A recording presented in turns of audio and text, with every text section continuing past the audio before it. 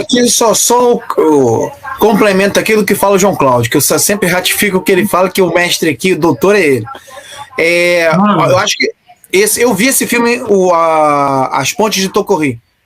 Eu vi, era criança, eu vi esse filme ainda em preto e branco, eu vi na televisão na casa do meu avô, eu devia ter 12 anos. Belíssimo, belíssimo, filme muito bonito. E realmente me impactou, eu falei assim, pô, mas esse final aqui é um final pesado, assim, não tem uma vitória no final, na verdade não, assim, você vê a galera, então você fica assim, né, e naquele momento eu ainda não tinha conhecimento de história, eu falei assim, pô, mas por que os Estados Unidos estão fazendo ali contra esses caras aqui, os coreanos, não entendi, por que eles estão ali, porque eu, assim, estava acostumado com a Segunda Guerra Mundial, aí era fácil você traçar a linha, alemães e japoneses, né, são inimigos, aí, enfim, depois de estudando a gente começa lendo história, ouvindo os pais, os avós, você vai avançando nisso.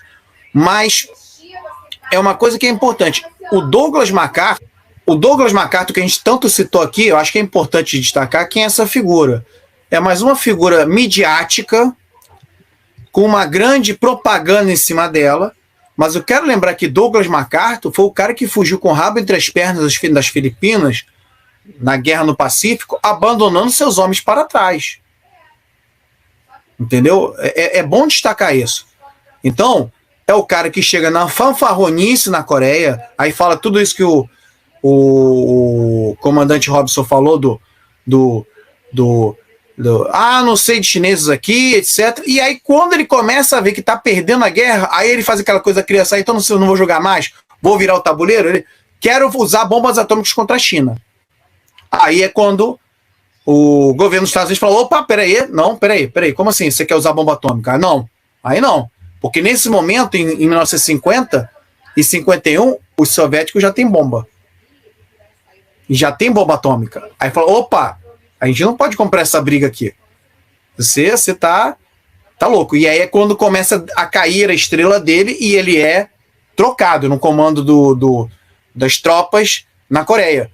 Ou seja, ele vendo que ele estava perdendo, vendo que não lhe restava outra opção, opa, vou tirar aqui o super trunfo, bomba atômica, que eu só assim vou resolver, bombardear a China, a gente se livra de umas dezenas de milhões de chineses e aí a gente consegue ganhar a guerra. Aí os governos dos Estados Unidos falam, não, isso a gente não pode topar porque aí vai amplificar isso e vai chegar até a gente. Então você não quer perder, mas o problema é seu se você já perdeu, né? Claro, o governo dos Estados Unidos nunca vai assumir não assumiu até hoje, não assume que perdeu a guerra. Mas, assim, você manter tudo ali no empatezinho, né, fazer a propaganda do empate é uma coisa. Outra coisa é você apelar para a bomba atômica. Eles falam assim, não, a gente não pode chegar a esse ponto porque por causa da vaidade de um general que já não tinha essa moral toda, né? Ou seja, ele chega ali como o cara que vai comandar as tropas porque ele era o cara que ocupou o Japão. Então era muito mais fácil ele, como o cara que ocupou o Japão e tal, vir ali para a Coreia. Mas as pessoas lembravam, ele é o cara que na hora do vamos ver, né? Não foi a retirada ordenada lá de Pyongyang, né, João? Eles fugiram das Filipinas assim, e deixando gente para trás, para ser... e aí um colega colocou, exato, o MacArthur almejava ser presidente. Como Eisenhower se tornou presidente. Né? Ou seja, só que Eisenhower tinha uma outra trajetória, ele não carregava os estigmas, não era o Eisenhower, inclusive, era um cara muito, que em inglês se diz low profile, era o cara na dele, construiu lá, ajudou a construir o dia D, mas não era o cara da linha de frente, não se vangloriava, não era vaidoso como MacArthur, como o General Patton, entre outros que queriam, não, tem que me mostrar, tem que aparecer. E aí o Eisenhower, ele acabou, e tinha suas relações políticas anteriores, então ele acabou por isso virando presidente. O MacArthur queria ser pelo heroísmo, pela vaidade, pela coisa que ele aparecia. E aí eu quero destacar a batalha que o João Cláudio falou. Tem um filme chamado A Batalha do Lago Changjin, né? Ou do reservatório Chosin, que é exatamente isso que o João Cláudio menciona. É um filme chinês de 2021 que mostra essa batalha que foi a batalha decisiva da Guerra da Coreia. Porque depois, 52 e 53, passam a ser momentos, como disse o João Cláudio, de uma guerra mais parada, de combates, escaramuças que você avançava um pouco, recuava um pouco, avançava um pouco, recuava um pouco, né? Batalhas que não tinham mais conquista de terreno e que acabaram se estabelecendo ali no paralelo 38. Nessa batalha se envolveram do lado ocidental mais de 100 mil homens e do lado na Coreia do Norte e China 150 mil homens. Os chineses e norte-coreanos eles atravessaram montanhas de neve em grande altitude, quase sem equipamento, porque era a maneira mais rápida e mais surpreendente de chegar até onde estavam os norte-americanos, que era nesse reservatório. E quando eles conseguem fazer isso, né, e eles já tinham experiência da longa marcha, que eles fizeram durante a época da Guerra Civil na China, durante a época da ocupação japonesa. Então já tinham feito essa longa marcha que percorreu diversos lugares inóspitos. Então eles conseguem fazer isso para surpreender os Estados Unidos. Então as tropas norte-americanas são pegas de surpresa, são cercadas, aniquiladas, uma parte até consegue fugir, mas eles foram aniquilados. E a partir dali, eles se retiram da Coreia do Norte. Nunca mais eles conseguem voltar efetivamente ao que era a Coreia do Norte. Avança um pouquinho, recua um pouquinho, avança um pouquinho, recua um pouquinho, mas eles não conseguem mais, porque essa batalha foi definitiva. Foi onde eles tiveram uma perda gigantesca de homens e de equipamentos, onde já não fez diferença, porque a própria geografia não permitia muito bombardeio aéreo. Por quê? Porque como era uma posição de um lago, meio que um vale, você já não conseguia mais fazer um bombardeio diferenciando as tropas. Se você bombardeasse, você esmagaria, você atingiria as próprias tropas dos Estados Unidos. Então foi uma batalha cruenta. Eu sugiro fortemente, é um filme muito bem feito, sem muitos hollywoodismos, né? Aquela coisa do Super-Homem, do Rambo, do Braddock, etc. Baseado em personagens reais que participaram da guerra, né? Então acho que é muito interessante. É um contraponto e mostrando essa batalha que é também, comandante, ignorada solenemente. Ninguém fala dessa guerra, dessa batalha aí, que foi uma batalha decisiva nesse momento. Então, a entrada dos chineses cria exatamente um outro impacto e mostra que os Estados Unidos estão como é que se diz? Vulneráveis quando você conjuga batalhas de tropas regulares e irregulares, que era o que os chineses faziam. Avançavam com pequenas tropas infiltrando e também com tropas em grande quantidade. E acaba que isso se repete depois no Vietnã.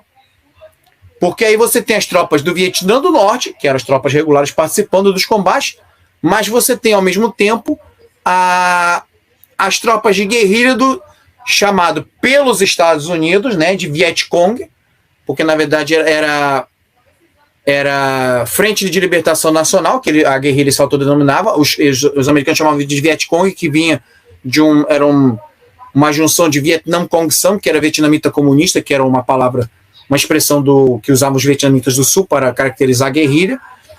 Então, você vê que a história, como se diz, se repete, né? Mas primeiro como uma farsa, a segunda vez como uma tragédia. Então, se por um lado os Estados Unidos veem que, olha, a questão aérea, a questão do combate em solo, a gente não necessariamente vai prevalecer se você enfrentar tropas organizadas e com moral, eles no Vietnã acabam não aprendem uma parte da lição, mas não aprendem o resto. Por isso que, se por um lado é verdade que no Vietnã eles conseguem ter uma maior efetividade em batalhas abertas, por outro lado, os Estados Unidos têm perdas muito sensíveis em termos de equipamento, e no equipamento aéreo nem se fala, porque em equipamento aéreo, se eles perderam em torno, digamos, 300, 400 aeronaves, né, na Coreia, até porque naquele momento não era tão intensiva a utilização de helicópteros. Os helicópteros que eles usavam eram helicópteros que não tinham pouca capacidade de combate, na verdade, helicópteros muito mais de transporte. Não helicópteros, eram os helicópteros Sikorsky, que não eram nem helicópteros muito adequados para qualquer tipo de manobra. No Vietnã, eles usam helicópteros mais intensivamente, que são os Bell Hue, os Chinook, entre outros. Isso. Só que o que acontece? Eles esquecem que o outro lado aprende também. E aí, na guerra no Vietnã, os Estados Unidos perderam em torno de 10 mil aeronaves. né? Somando helicópteros e aviões. Então, aí já é outro nível. Então, com isso a gente mostra o quê? Que a Guerra da Coreia foi um grande ensaio, mas houve quem aprendesse como é que funcionava e houve quem não aprendesse. Então, se por um lado, olha, vamos aposentar determinados equipamentos, determinadas táticas, por outro lado, continuou se subestimando o fator humano. O fator humano continuou sendo subestimado. Então, se por um lado, para os Estados Unidos, naquele momento, a Guerra da Coreia não foi tão traumática enquanto sociedade, a Guerra do Vietnã se tornou muito mais traumática. Até porque aí você já tinha televisão, a mídia já conseguia furar algumas informações, e porque a guerra entrou em outro nível de crueza, inclusive, né? E, mais uma vez, e eu gosto de repetir isso, porque até o comandante Robson fala muito disso, o fator humano é indispensável. Mesmo em época de drones, sem o fator humano, você não ganha uma guerra.